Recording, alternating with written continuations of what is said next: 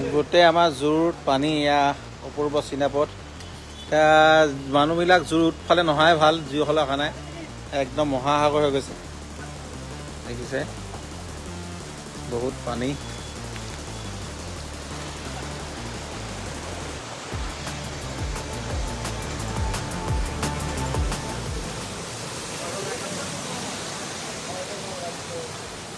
এজাক বৰষুণতে ইমান পানী হৈ যায় গোটেই জোতা তিতিলে এইবিলাক স্কুটি বেয়া হ'লেই মানুহৰ অৱস্থা বেয়া হৈ যাব আজি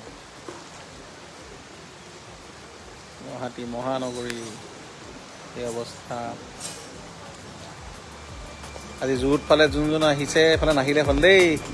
ৰাইজসকল বিপদত পৰিব বহুত খুব বেছি পানী হৈ গৈছে